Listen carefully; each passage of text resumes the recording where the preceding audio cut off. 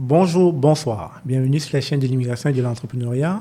Une fois de plus, nous sommes en compagnie de François Le Tourneau-Courtier, courtier en hypothécaire. Bonjour François. Bonjour Stéphane. Comment vas-tu? Ça va très bien, toi? Super. Alors, lors de notre précédente capsule, nous avons parlé de processus d'achat. Maintenant, il s'agira de parler de comment les prêteurs vous perçoivent et aussi on parlera du programme des nouveaux arrivants. Alors, concernant comment les prêteurs nous perçoivent, vous avez énuméré plusieurs points. L'emploi, temps plein permanent, horaire variable, moyenne 2 ans. Bref, parlez-nous un peu. Oui, effectivement. En fait, c'est certain que, la première fois qu'on applique pour une maison, on va acheter, les prix sont quand même rendus chers malheureusement à la pandémie, donc on veut acheter une maison pour 450 000, donc on a besoin d'un emprunt, bien sûr. C'est certain que la première chose que le prêteur se demande, c'est comment est-ce qu'ils vont me repayer? Donc, bien sûr, l'emploi, c'est un point tournant dans tout ça. Donc, votre type d'emploi, si vous êtes employé, temps plein permanent, depuis combien de temps aussi, hein? Parce que, point de vue d'un prêteur, ce qui est important, c'est la stabilité. Donc, la stabilité passée, la stabilité future, c'est la probabilité que la récurrence du revenu, vraiment. Donc, les points qui sont vraiment importants, c'est les emplois à temps plein permanent. Mais ce que je sais que nouveaux arrivants, souvent, ils n'ont pas le choix quand ils vous font rentrer sur un permis de travail. De ce que j'ai pu comprendre, c'est qu'ils vous donnent automatiquement un emploi à temps plein permanent. Tout à fait. Souvent, par exemple, c'est le conjoint ou la conjointe, parce que il s'en vient ici. En général, lorsqu'on arrive avec un permis de travail fermé pour le conjoint, la conjointe a un permis de travail ouvert. Donc, elle peut travailler n'importe où. C'est ça, c'est ça. Fait que des fois, on a un emprunteur qui a un bon historique, donc un emploi à temps plein permanent, puis on a un emprunteur que, l'espace d'un instant, il faut qu'il trouve sa place. Okay. On a un bon point présentement, l'emploi est très bon. Québec, c'est vrai, en plus, le taux de chômage est très bas. Mais je vais quand même te poser une question. Lorsqu'on arrive en tant qu'immigrant, on a un emploi, mais tu as parlé tantôt de l'historique du comportement. On ne connaît pas ce comportement parce que le nouvel arrivant vient d'arriver. C'est ça. C'est beaucoup ce qu'on appelle, c'est l'historique de crédit. Donc, bien sûr que le prêteur, il va regarder aussi votre historique de crédit. Donc, un point important que certains pays n'ont pas, malheureusement. Donc, un bureau de crédit, c'est quoi? C'est tout simplement une feuille qui te suit un peu toute ta vie, okay. Et qui cumule un peu tes habitudes de crédit. Donc, okay. Tes emprunts avec tes cartes, des prêts personnels. Et le prêteur utilise le bureau de crédit afin de déterminer le type d'emprunteur est-ce que tu es. Est-ce que tu vas me payer à temps? Est-ce que tu vas avoir des retards? Okay. Est-ce qu'il y a une possibilité que tu fasses faillite? Donc, c'est un peu l'utilité du bureau de crédit. Et le point qui est important, le bureau de crédit, c'est que c'est long à bâtir et c'est rapidement brisé. Donc, un point qui est très important, c'est essayer de comprendre un peu d'avance parce que malheureusement, ils ne vous donnent pas de formation et même nous, ils ne donnent pas de formation non plus sur le bureau de crédit. Donc, comprendre comment utiliser le crédit, c'est un point qui est important parce qu'une erreur, malheureusement, dans les programmes de nouveaux arrivants, ils ne vous permettent pas de faire une erreur. Et ça arrive parfois, on s'en sort. On réussit à s'en sortir, mais ça arrive parfois qu'on fasse des erreurs, mais quand même, les programmes de nouveaux arrivants, ils ne veulent pas que vous ayez fait d'erreurs au bureau de crédit. Là. OK. Donc, je comprends bien, François. Je viens d'arriver au Québec. Je ne peux pas encore acheter une maison, même si j'ai un travail à temps plein, tout simplement parce qu'on ne connaît pas mon historique de crédit. C'est bien ça? Il y a une partie qui est vraie, il y a une partie qui est pas vraie, parce que dans le fond...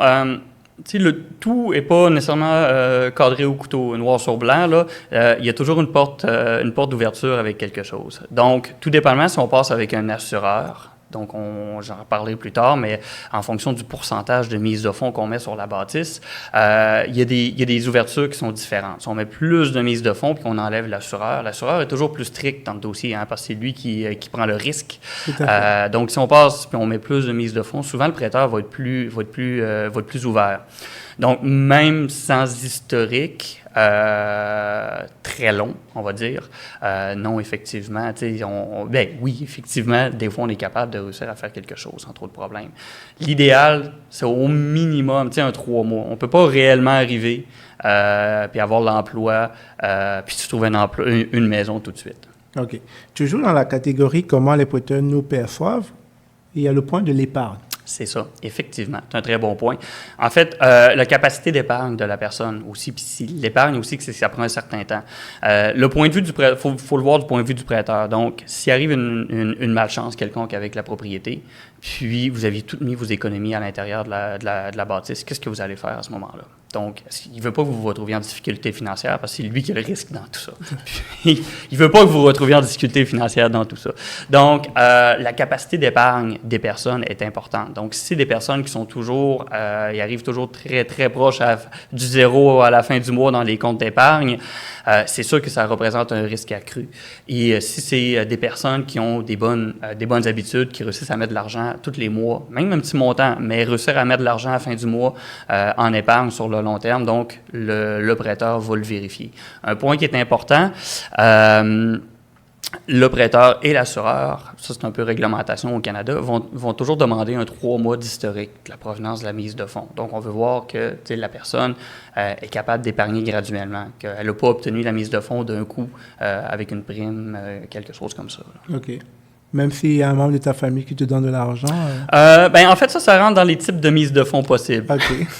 On en parlera dans une autre... On va en parler dans une prochaine capsule. Ça marche. Alors, la troisième catégorie, programme des nouveaux arrivants, les points, nouvelle loi non-résident, permis de travail valide encore pendant 183 jours, 20% MDF traditionnel, épargne, CLRIR, CELI, etc. Et puis moins 20% avec assureur.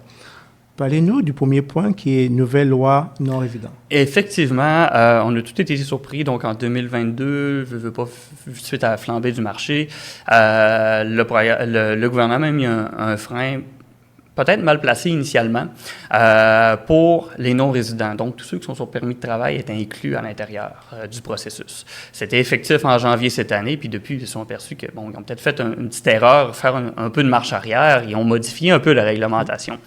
Parce que beaucoup de personnes rentrent sur permis de travail, sont considérés comme non-résidents et se retrouvaient sur le fait qu'ils ne pouvaient plus acheter. Donc, c'est un petit problème. Mais, somme toute, sont retournés en arrière. Donc, ils ont émis des validités au niveau du permis de travail. Donc, souvent, vous rentrez, vous avez un permis de travail qui peut être valide 3, 4. J'ai vu une fois 5 ans, là, ça m'avait surpris. Donc, ils disent, OK, oui, vous pouvez acheter maintenant. Mais oui, il faut qu'il reste au moins 183 jours de validité sur votre permis de travail. De travail. C'est ça. Alors, vous avez une bonne nouvelle là. Maintenant, les résidents qui arrivent ici avec un permis de travail peuvent désormais acheter une maison. Effectivement. En fait, vous aviez le droit avant, ça a été l'espace d'un instant. D'un instant, OK. Alors, le deuxième point, le 20% MDF traditionnel. C'est ça. La loi déjà MDF? Mise de fonds. Mise de fonds, OK. Les abréviations. C'est pas mon Les domaine. abréviations d'ici. OK. En fait, de base, au Canada, la tradition, c'est... en fait, tu ne peux pas acheter une propriété si tu ne mets pas 20% de mise de fonds. Tout à fait. Il y a l'exception. En fait, le gouvernement dit, tu peux acheter une propriété avec moins de 20% de mise de fonds, mais tu dois passer avec un assureur hypothécaire.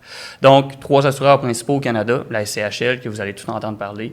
On a Sagen, puis Canada Guarantee.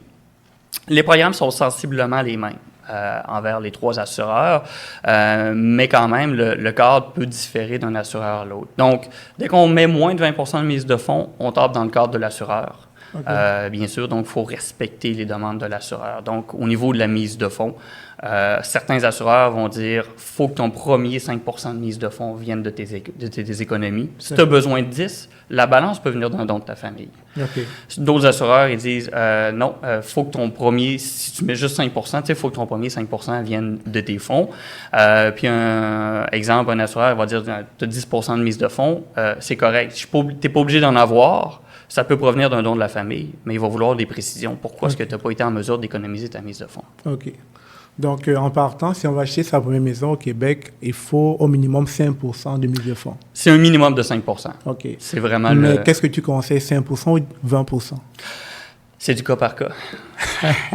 je devrais dire c'est du cas par cas. C'est sûr que 20%, ça commence à être un bon montant, okay. Tout dépendamment de c'est quoi l'objectif de la propriété. Okay. Je ne le cacherai pas que la majeure partie des dossiers de nouveaux immigrants qu'on va faire, les personnes n'ont pas nécessairement le 20% de mise de fonds. Tout à fait. Alors François Le Tourneau, nous sommes arrivés presque à la fin de ce podcast. Et je ne sais pas si tu avais quelque chose à rajouter pour nos auditeurs. Bien, en fait, si vous avez des questions, toujours passer via votre courtier hypothécaire. Très important, on parle des certaines normes aussi, mais les normes évoluent dans le temps. Donc, c'est pour ça qu'il y a l'importance de s'entourer de personnes qui sont toujours dans le domaine.